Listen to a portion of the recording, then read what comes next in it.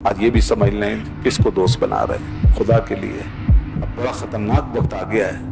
आपका दोस्त कोई मुल्हिद भी हो सकता है इस दौर में। हम तो कभी तसव्वुर भी नहीं कर सकते थे अपने बचपन में। आज ये सब कुछ है। आज का दोस्त मुल्हिद भी हो सकता है, एथीस्ट भी हो सकता है, सोशलिस्ट भी हो सकता है, कम्युनिस्ट भी हो सकता है, सेकुलर भी हो सकता है, कोई भी हो सकता है। लिहाजा ये देख लें कि क्या ख्यालात हैं। अगर मुझे खुश करना है तो तुम मोहम्मद के मुंह पर थूक कराओगे। माज़अल्लाह। उसने कहा कोई बात नहीं, ठीक है, मेरा काम तो हो चुका है, मैं जानता हूं, मुझे तुम्हारी दोस्ती अजीज, ये दोस्ती है। चला गया दोस्ती की खातिर, चला गया अल्लाह के रसूल के पास और जाके पहले तो उसने बड़ी गुस्ताखी के साथ ईमान को रद्द किया और कहा मैं कोई ईमान नहीं मानता और मैं झुटलाता हूं इसको। और फिर उसने थूक मुंह में भर के जो निकाल के फेंका तो अल्लाह ताला अपने कभी किसी पैगंबर को रुसवा नहीं होने देता, याद रखिएगा। हाँ, पैगंबर को अजियत हो सकती है किसी के हाथों, शहीद भी हो सकते हैं, लेकिन ऐसी जिल्लत जो मुआशरे में बुरी समझी जाती है अल्लाह किसी पैगंबर के साथ ये कायम नहीं होने देगा कभी भी। वो एक साहब कह रहे थे ना, वो तकरीर कर रहे थे, कोई मौलवी साहब, वो यूसुफ अलैहिस्सलाम का मुंह काला करके गधे पे बिठा के पूरे शहर में घुमाया। अल्लाह अस्तगफिरुल्लाह, ये तकरीरें हो रही है। नहीं, हरगिज नहीं, पैगंबर को कभी जलील नहीं होने देता अल्लाह ताला। इन्नल इज्जता लिल्लाहि व लिरसूलिहि व लिलमुमिनीन। अब थूक जो है उसने भरा और फेंका ना, जैसे ही वो थूक रास्ते से ही मुड़ गया और मुड़ के क्या हुआ कि उसमें अंगारा बना, अंगारा बन के उसके मुंह पे जाके चिपक गया। बस खुद ही उसके मुंह पे ऐसा चिपका कि सारी जिंदगी काला निशान अपने मुंह के ऊपर लेके फिरता रहा। अल्लाह ताला ने यहाँ सूरह फुरकान, बस एक दो बातें और सुन लीजिए।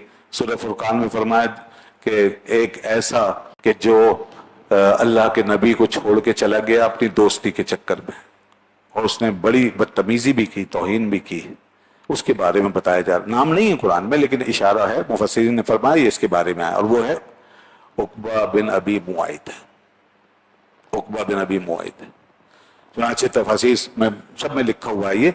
ये जो आयत है यहाँ पर फरमाया वयौम यअद्दु ज़ालिमु अला यदैहि, ये उसका हशर बता दिया। यहाँ एक दिन आएगा अपने हाथ चबाएगा गुस्से से, यकूलो, और कहेगा या लैतनी, ए काश के मैं इत्तखज़्तु मअ रसूल सबीला, रसूल सल्लल्लाहु अलैहि वसल्लम के साथ चलता, काश मैं रसूलुल्लाह के साथ चलता। देखिए ये हसरत वहां होगी सबको जो आज रसूल को छोड़ रहे हैं। या वैलता लैतनी, कहेगा हाय अफसोस, मेरी बर्बादी, काश के मैं लम अत्तखिज़ फुलानन खलीला, मैं फुलां को अपना दोस्त ना बनाता। आ गई दोस्ती। आज ये भी समझ लें किसको दोस्त बना रहे हैं खुदा के लिए। अब बड़ा खतरनाक वक्त आ गया है। आपका दोस्त कोई मुल्हिद भी हो सकता है इस दौर में। हम तो कभी तसव्वुर भी नहीं कर सकते थे अपने बचपन में।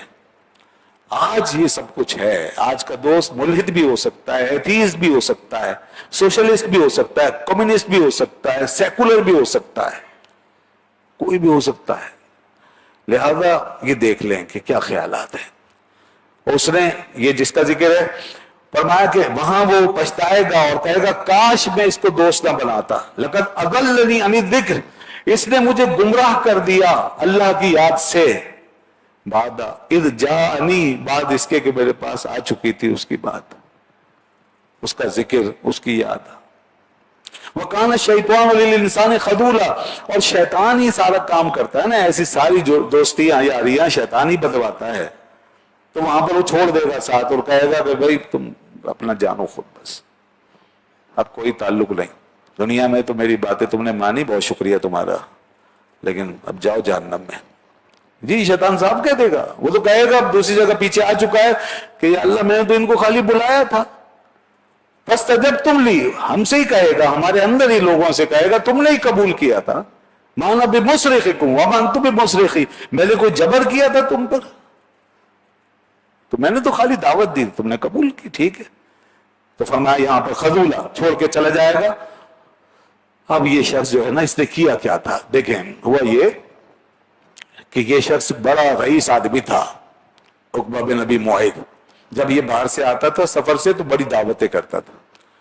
تو ایک دعوت کا ارینجمنٹ کیا، اور چونکہ پکا قریشی تھا اور اس کا جو ذہن تھا قوم پرستی والا ذہن، یعنی اپنی قوم کا ذرا اسٹیٹس اس کو بنانے کے لیے اور اس کے لیے وہ کرتا تھا پروٹوکول کے ساتھ، تو چاہتا تھا سب آئیں سب، اس میں اللہ کے رسول کو بھی چاہتا، کیونکہ آپ بھی قریش سے تعلق رکھتے ہاشمی، اور قریش کے معزز سب سے زیادہ معزز گھرانے سے آپ کا تھا۔ اب عقبہ اس سینس سے دیکھ رہا تھا کہ ان کو بھی آنا چاہیے، جب سارے معزز قریش کے آتے ہیں، میری دعوت میں یہ بھی ہے۔ آپ کے پاس آیا، کہا حضور میں نے بڑی دعوت کا اہتمام کیا ہے، سب آ رہے ہیں، معزز قریش کے سب آ رہے ہیں، رسپیکٹفل لوگ سب آ رہے ہیں، آپ بھی آ جائیے۔ فرمایا ہم تو صرف ایک ہی شرط پہ آئیں گے، ایمان لے آؤ، ایمان قبول کر لو، ہم آ جائیں گے۔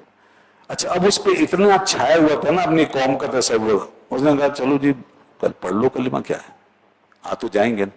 تو اس نے یہ اپنا مقصد پورا کرنے کے لیے کلمہ پڑھ لیا اور کہا ٹھیک ہے جی میں ایمان لاتا ہوں۔ اللہ کے رسول نے ظاہر چھوڑا اور آپ تشریف لے گئے۔ اچھا اب جب یہ ہو گیا تو ادھر اس کا جو دوست تھا جس کا یہاں ذکر آیا نا، وہ دوست کون تھا؟ امیہ بن خلف، وہ بھی ایک بڑا پکا کافر تھا، ایسے ہی مرا ہے وہ بھی، بڑے بڑے جو ابو جہل کی پارٹی کے لوگ تھے نا ان میں وہ بھی۔ وہ جب اس کو پتا چلا کہ یہ مسلمان ہو گیا تو اس نے اس کو بلایا اور کہا یہ تم نے کیا کیا، تم نے کلمہ پڑھ لیا، تم ہمارے دین سے نکل گئے، یہ نہیں ہو سکتا، یہ اگر ہم سے دوستی رکھنی ہے تو اس نے کہا بھائی میں نے اس لیے کیا تھا، کہا نہیں جس لیے بھی کیا ہوا تم نے اب یہ جو کیا ہے نا ان کا پلہ بھاری کر دیا، اب میں چاہتا ہوں تم جا کے ان کے منہ پہ انکار کرو۔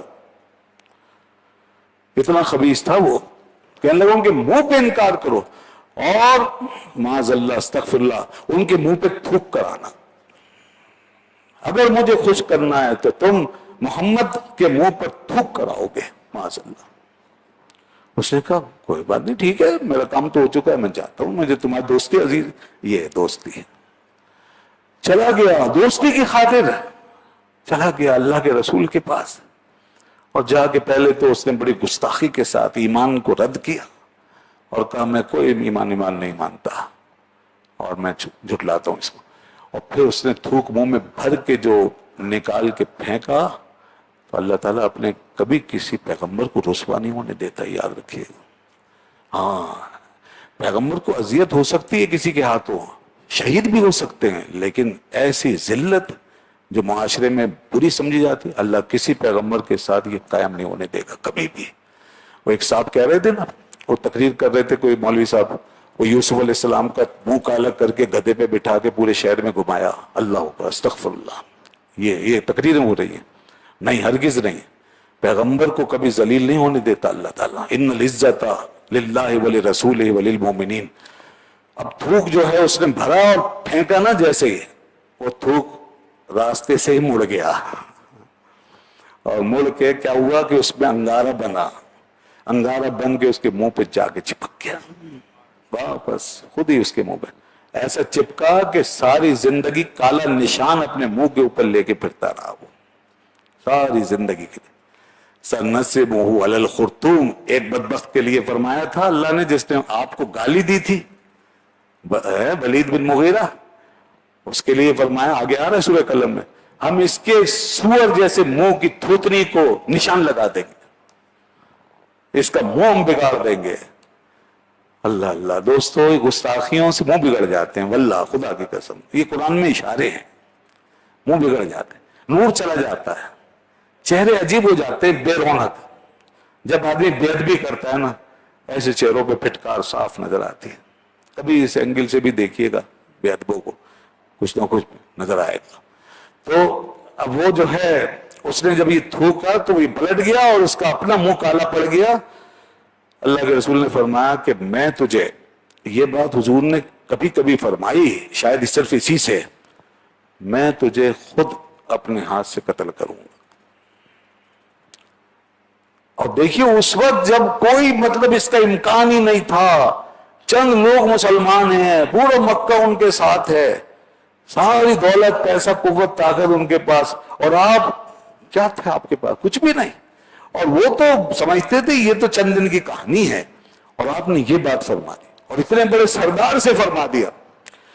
لیکن بھائی اس کے باوجود اس کے دل میں یہ بات اٹک گئی. ہاں بھلا نہیں سکا وہ. بدر کا موقع آ گیا، لوگ جناب بڑی تیاریوں کے ساتھ جانے لگے. چلو جی مسلمانوں کو ختم کریں گے. بڑا لشکر اور ڈھول بج رہے تھے، بڑے جناب ڈھول باجے سب اس کے ساتھ، عورتوں کے ساتھ، لڑکیوں کے ساتھ، شباب سب لے کے جا رہے ہیں، کیونکہ انہیں معلوم تھا بھائی مٹھی بھر لوگ ہیں، ان کا تو کام ہو جائے گا. میں انشاءاللہ 17 رمضان کو بدر کے حوالے سے تفصیل عرض کروں. اچھا جا رہے تھے لوگ تو اس کو بھی کہا نا اس کے ساتھیوں نے چلو بھائی تم بھی چلو. کہنے لگا تمہیں معلوم ہے انہوں نے ایک بات کہی تھی، یہ اٹک گئی بات اس کو. انہوں نے کہا بھائی تجھے کیا ہو گیا؟ اول تو کوئی امکان ہی نہیں ہے دور دور تک کہ وہ کامیاب ہوں گے، اور پھر اگر بالفرض ایسا ہو بھی جائے تو بہترین سواریاں تیرے ساتھ ہیں، اس میں بیٹھیو بھگ جائیو، کہاں سے پکڑیں گے تجھے؟ انہوں نے کہا اچھا تم لوگ کہتے ہو تو میں چلتا ہوں. آ گیا اپنی عذاب گاہ کی طرف جو اللہ کے رسول نے فرمایا تھا. اور پھر وہی ہوا، پانسا پلٹا، بدر کی جنگ، بدر کی فتح جو مسلمانوں کو حاصل ہوئی. اس کے بعد پھر یہ جیسے کاٹے گئے مارے گئے، تو جناب اس میں یہ بھی اس نے وہی ترکیب کی، پکڑی وہ اپنی اونٹنی اور بھاگا نا یہ، تو پیچھے مسلمان بھٹک گیا، نکل نہیں سکا، وہاں کے راستوں سے نکل نہیں سکا، جا کے مسلمان پکڑ لیا اور لا کے کھڑا کر دیا. پھر حضور نے فرمایا میں نے تجھے کہا تھا نا. تو جناب پھر وہ اس کو مارا گیا. بعض روایتوں کے مطابق آپ نے اپنے ہاتھ سے اسے مارا، بعض کے مطابق حضرت علی رضی اللہ عنہ سے فرمایا اس کا سر اڑا دیا اس کا سر. تو جناب یہ ہوا دیکھیے گستاخ آدمی کے ساتھ. خلاصہ یہ بات یہاں سے چلی تھی، یہ ایک دوستی نے سارا کام خراب کیا، ایک دوست، اور اسی کا ذکر قرآن نے فرمایا کہ یہ وہاں کہے گا کہ کاش میں فلاں کو اپنا دوست نہ بناتا. تو دوستو ایسا نہ ہو کہ ہمارے ساتھ بھی کچھ ایسے دوست ہوں کہ قیامت کے دن کہیں ہمارے گلوں میں پھنس جائیں اور ہم پچھتائیں کہ کاش یہ ہمارے دوست نہ ہوتے. آج ہی فیصلہ کر لیجئے، نہ ایسے دوستیاں قائم کیجئے نہ رشتے قائم کیجئے. اگر رشتے داری میں بھی کہیں دین ایمان کا فرق آ گیا ختم کر دیں، کوئی نہیں بچائے گا، خدا کی قسم کوئی نہیں بچائے. اب تو یہ حال ہو گیا کہ جان بوجھ کے رشتے مطلب ایسی جگہ دے دیتے ہیں جہاں نہ دین دیکھتے ہیں نہ ایمان دیکھتے ہیں. جی ذرا دیکھ لیجئے. اللہ تعالی ہم سب کے دین و ایمان کی حفاظت فرمائے. وآخر دعوانا الحمدللہ رب العالمین.